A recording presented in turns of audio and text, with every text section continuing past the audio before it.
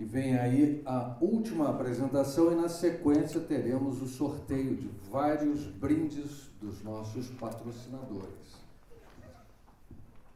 Bom, estamos aqui aguardando o próximo notebook a ser instalado. Enquanto isso, quero agradecer mais uma vez os apoiadores deste evento. Politec Saúde Soluções Auditivas, Cochlear, AB Advanced Bionics, para ouvir aparelhos auditivos, Audiofisa aparelhos auditivos, Audio Mais aparelhos auditivos, CIB Medicina Diagnóstica, OPMed Saúde aparelhos auditivos. Dentro de instantes, então, ouviremos a nossa última palestrante, Lac Lobato, do blog... desculpe, não ouvi. Ela é escritora, palestrante e comunicadora. Perdeu a audição aos 9 anos de idade e recuperou a capacidade de ouvir já adulta. É autora de 4 livros. Então, vamos lá. Fique à vontade com a palavra, por gentileza, Lac Lobato. Muito obrigada. Esse microfone funciona? Vocês me ouvem bem com esse microfone? Precisa ser esse. Perfeito. Primeiro, vou começar agradecendo a todos por estar nesse evento, Dr. Faiez, ao Instituto de... deixa eu ver se eu decorei o nome correto. Instituto Brasiliense de Otorrinolaringologia. Eu agradeço de coração pela oportunidade de estar aqui. Alguns de vocês já sabem, outros não, então eu vou aproveitar para falar, talvez essa seja uma das minhas últimas palestras, uma das últimas vezes que eu subo no palco para contar essa história, porque eu estou encerrando 12 anos de trabalho, fazem 12 anos que eu conto a minha história e ajudo pessoas que querem voltar a ouvir através de uma tecnologia auditiva. E eu estou encerrando esse trabalho porque eu estou muito cansada. Mas hoje eu percebi que eu não estou encerrando o trabalho só por cansaço, mas porque a gente está dando oportunidades de surgirem outras pessoas maravilhosas que vão tocar esse caminho que eu abri lá atrás, quando eu comecei a falar do implante coclear. E hoje eu fiquei maravilhada com os nossos jovens. Obrigada, Dr. Faiez, porque aquela painel que você fez me deu a certeza que eu estou encerrando no momento certo, que a gente tem pessoas incríveis, como a Anne, como a Luísa, como a Sofia, como a Tatá, que estão aqui para tocar esse trabalho adiante e fazer a diferença na vida das pessoas. Mas eu vou contar a minha história toda, porque, afinal de contas, vocês merecem ouvir essa história por uma última vez. E é uma história muito bonita, muito rica, e que ela termina de uma maneira honesta. Essa maneira que eu vou terminar vai ser também a primeira e a última vez que eu vou terminar com esse final. Vamos lá.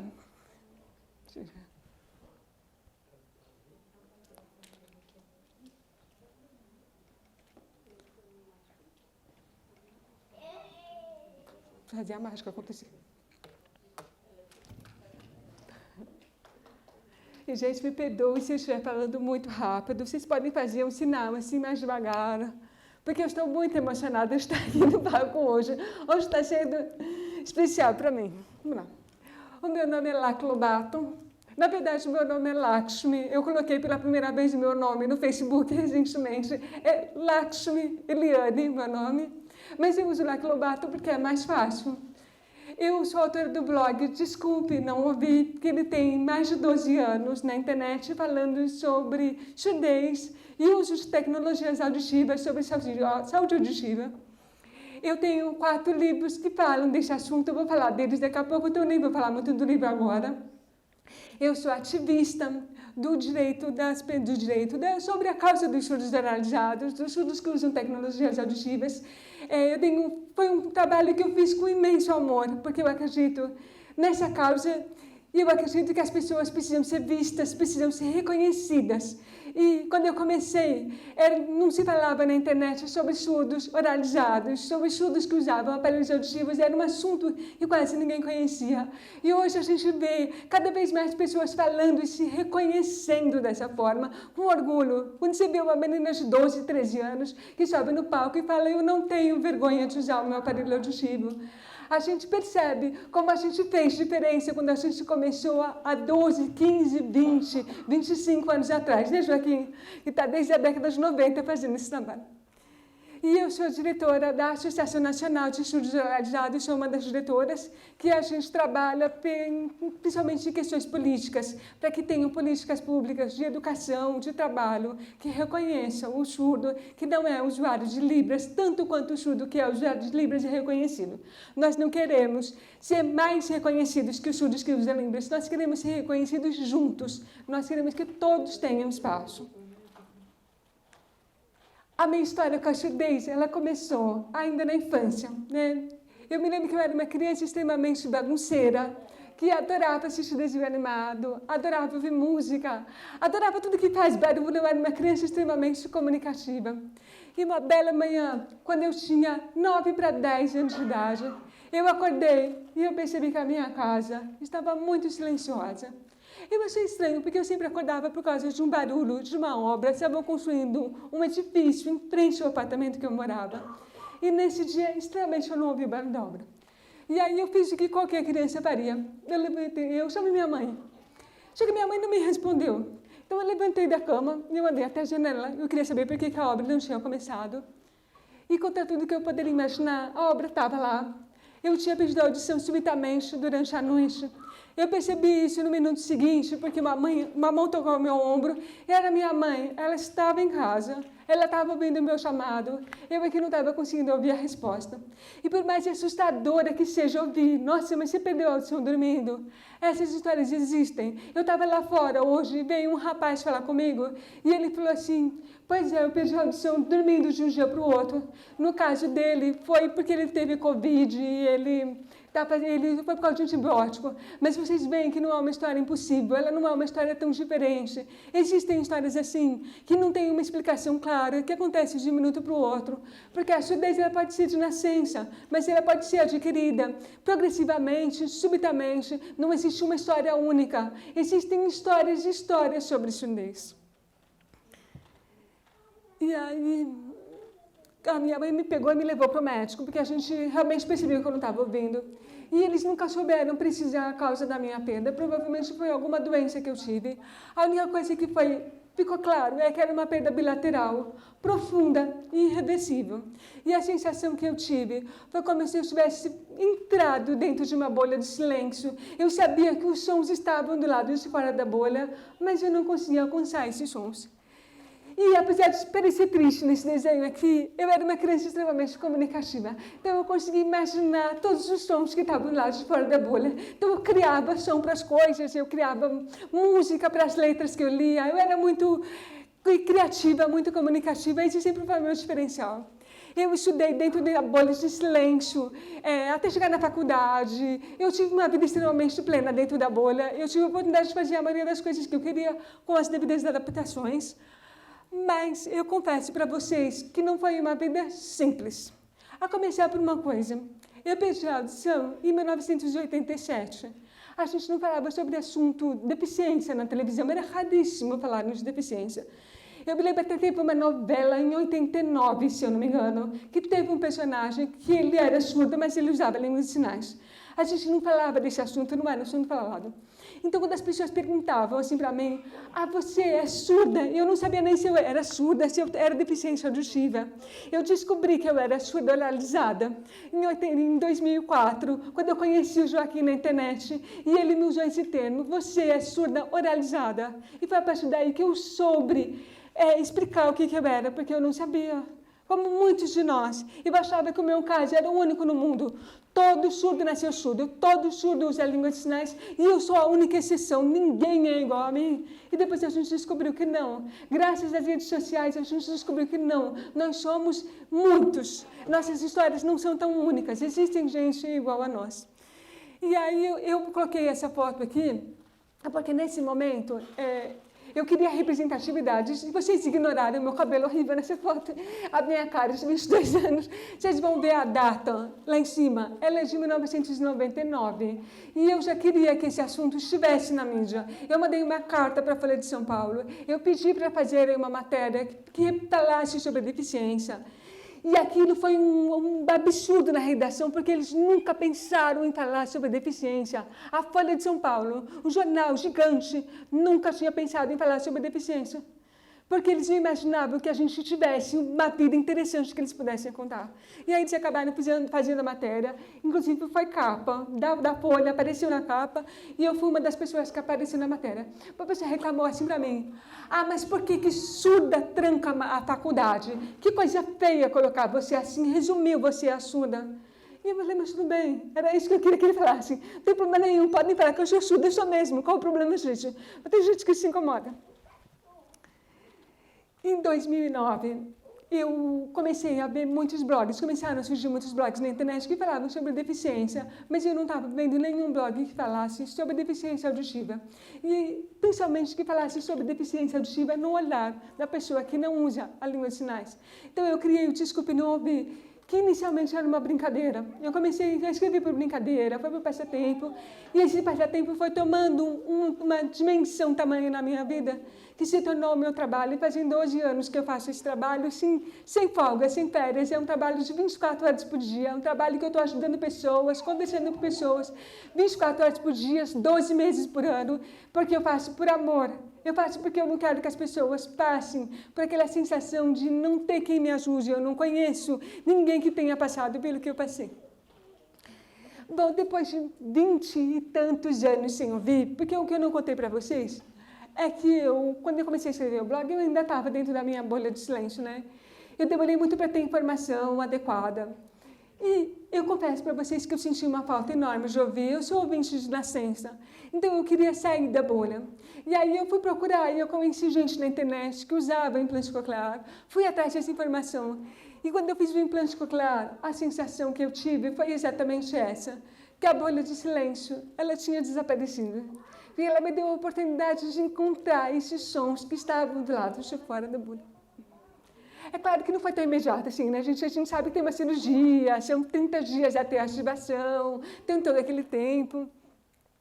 Mas eu fiquei tão empolgada, porque foram 22 anos dentro daquele silêncio que eu me apaixonava por cada um dos sons que eu tinha a oportunidade de ouvir.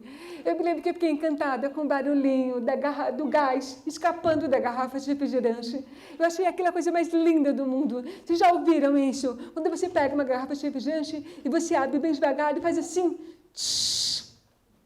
Gente, o refrigerante fala com você antes de sair da garrafa. Olha que demais.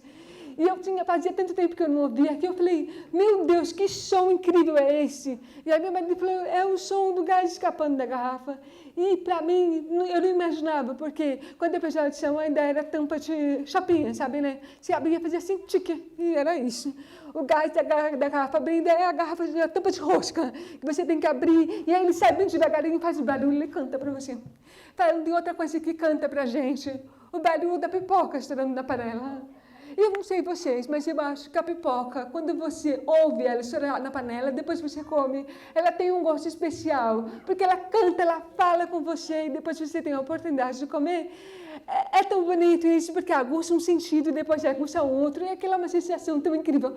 Eu sei que é um pouco infantil falar isso, mas eu achei aquilo tão maravilhoso, né? Na verdade, eu fiz implante de um lado. 3 anos depois, eu tive a oportunidade de fazer o implante do outro lado. E quando eu fiz o implante do segundo lado, eu resolvi gravar a ativação, porque vocês já viram aqueles vídeos maravilhosos, que eles ativam o implante e a pessoa chora, a mãe se emociona, é a primeira vez que eles estão ouvindo. Aí a pessoa viraliza na internet. Olha como é que foi a minha ativação, só para vocês verem.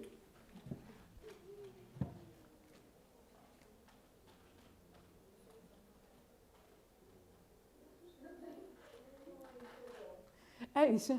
Eu acho que eu ouvi alguma coisa. Quem aqui teve uma ativação que foi assim? Eu acho que eu ouvi alguma coisa. Acho que fez um pi aqui. Acho que foi isso. A gente espera que seja aquele momento mágico. Vou escolar mais na televisão. Está com som, não é?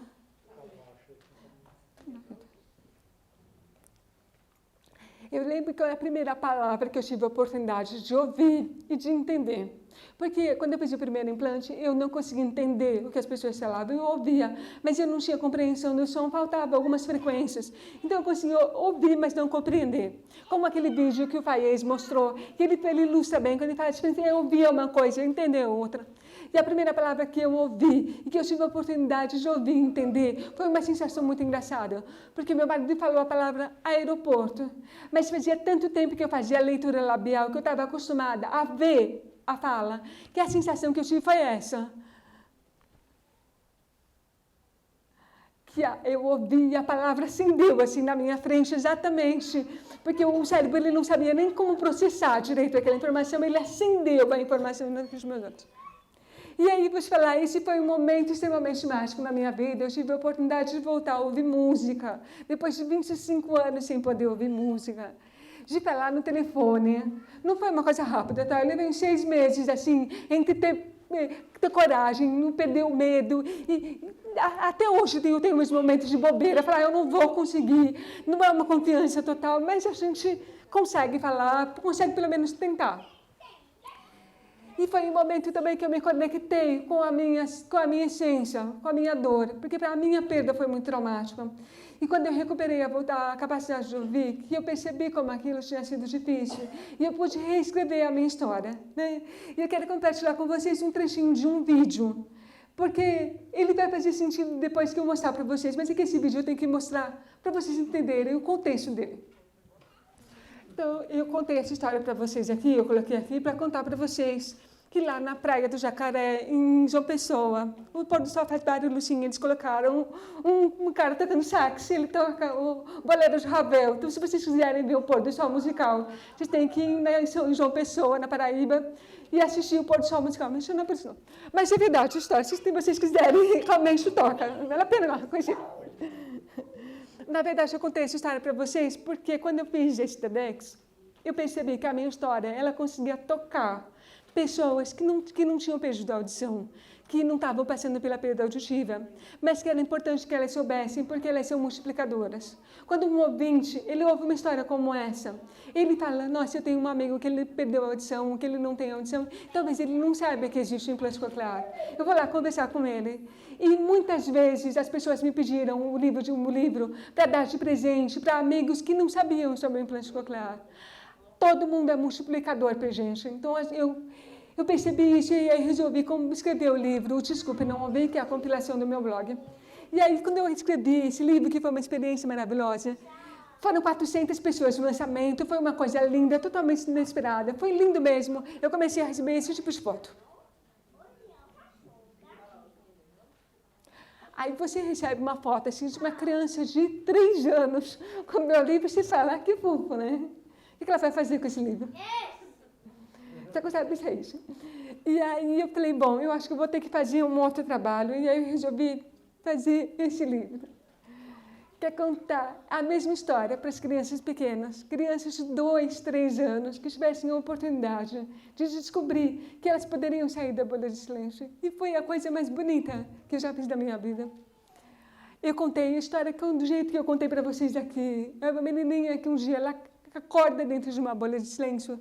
Ela acha que ela caiu da bolha de madrugada. E ela parte rumo aos sons que ela sabe que estão do lado de fora da bolha. Foi a representação da surdez. E a gente colocou também uma parte didática para explicar o implante coclear, levar para as escolas, para que os professores saibam lidar com alunos com deficiência auditiva. E aí aconteceu a coisa mais bonita de todas. Eu comecei a receber esse tipo de foto. E, gente, eu não tinha noção da dimensão desse trabalho quando eu fiz. E cada uma dessas crianças tem uma história especial. A Joana foi o primeiro bebê que apareceu no meu blog com 55 dias. Os pais tinham acabado de descobrir a surdez, não sabiam direito sobre implante coclear, sobre nada. Estavam naquela fase de pesquisar. Eles já estavam decididos que eles queriam alguma coisa, porque eles queriam que a filha deles tivesse a oportunidade de ouvir. E ela fez o implante com 7 meses. E foi implantada com 8. Hoje ela tem 10 anos, mas nessa foto ela tinha 7. O que tinha acontecido? Tinham puxado a faixa de cabelo onde ficava o implante dela na escola, puxaram a faixa, e aí ela bateu no menino, foi uma confusão na sala de aula, e a mãe dela falou, não, calma, você vai ter que explicar para os seus colegas porque eles não podem pegar a sua faixa. E aí ela levou meu livro para a escola e ela deu uma palestra com 7 anos de idade, explicando por que eles não podiam pegar a faixa dela. Ela se empoderou da história dela e passou a ser respeitada em sala de aula, porque eles sabiam por que não podia mexer no aparelho dela, porque ela explicou para eles e mostrou. A Marcela é uma história muito fofa, porque foi uma das fotos que eu recebi, ela pequenininha, com aquele livro gigante, e eu falava, meu Deus, mas por que ela vai fazer com esse livro? E quando ela recebeu o livro dela lá, ela falou, mamãe, sou eu nessa história. A história dela não é igual à minha, mas ela se viu e se reconheceu. A Maria Júlia, ela tem exatamente a mesma história que eu, ela perdeu a audição dormindo com 5 anos de idade. E aí ela fez o implante coclear 1 ano depois, e eu estive na ativação dela, fiz questão de ir, para que ela soubesse que ela ia crescer e ela ia ter oportunidade de ouvir. E ela fala que ela conhece ela lá pessoalmente, e ela fala para as pessoas uma coisa que eu acho muito, muito errada, sabe? Ela fala para as pessoas, eu tenho um aparelho rosa, a Lala de verdade não tem não, o aparelho dela é preto. Das todas as fotos que eu recebi, a que eu mais gosto, de verdade, é a foto do Felipe, porque o Felipe já não tinha mais idade para ler livro infantil, mas ele se apaixonou pela parte didática do livro, porque ele entendeu a tecnologia que ele usava. E ele levou para a escola para os amigos dele entenderem o que era o aparelho que ele estava usando. E eu vou mostrar para vocês, porque eu contando a história é uma coisa, né? Se a criança contando a reação dela com o livro, é muito mais interessante. Então, deixa eu contar a história do Daniel aqui.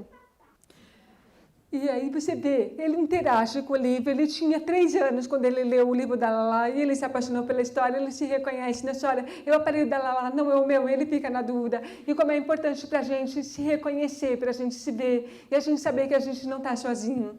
E inclusive, eu criei um livro depois, que é o Lala é assim, diferente igual a mim, que na verdade já não é mais baseado na minha história, são relatos que as mães me trouxeram, as dúvidas que as crianças têm. Só eu uso aparelho auditivo? Existe algum outro aparelho auditivo diferente do meu? Quando eu crescer, eu vou continuar usando aparelho auditivo? Coisas que as crianças trazem. E aí eu escrevi um outro livro para elas, que é o Lala é assim, diferente com a mim, que ela ganha um monte de amigos também, aparecem gente com outros aparelhos, sabe? Porque ela precisa conhecer a diversidade, porque a ideia justamente é conversar com a criança sobre a diversidade, para que elas cresçam sabendo que a gente pode ser diferente igual, e não tem problema nenhum. E eu também escrevi um livro para adulto, né, que eu escuto como surdo, mas não venho a casa aqui agora.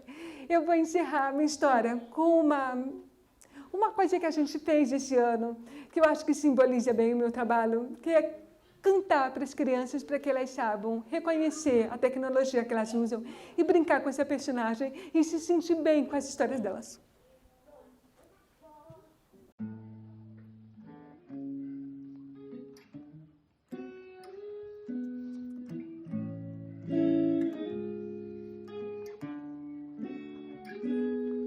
Lá, lá, liga seu pá, pá, pá. Lá, lá, liga seu pá, pá, pá. Lá, lá, liga seu pá, pá, pá. Lá, lá, liga seu pá, pá, pá. Como é que faz a furadeira? Como é que faz o golfinho?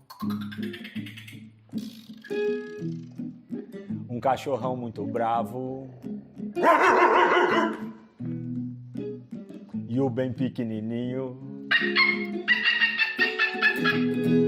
Lá, lá, liga seu pá, pá, pá. Lá, lá, liga seu pá, pá, pá. Lá, lá, liga seu pá, pá, pá. Lá, lá, liga seu pá, pá, pá. Como é o som do alarme? O irrigador de jardim. Buzina de sorveteiro. E o grilo lá no capim. Lá, lá, liga seu pá, pá, pá. Lá, lá, liga seu pá, pá, pá. Lá, lá, liga seu pá, pá, pá. Lá, lá, liga seu pá, pá, pá. O telefone antigo. O celular no vibra-call. A ambulância passando. Como é que faz o pôr do sol? Lá, lá, liga seu pá, pá, pá. Lá, lá, liga seu papapá, lá lá, liga seu papapá, lá lá, liga seu papapá.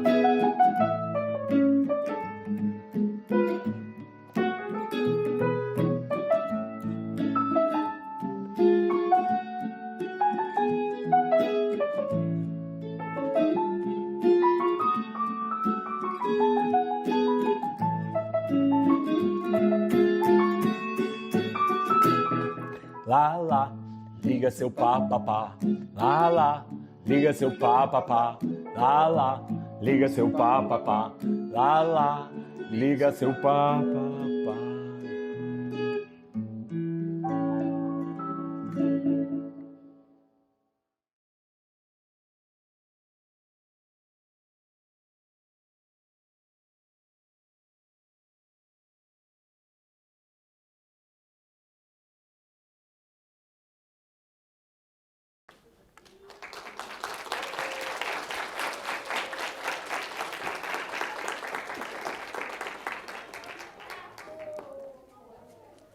E é isso, gente.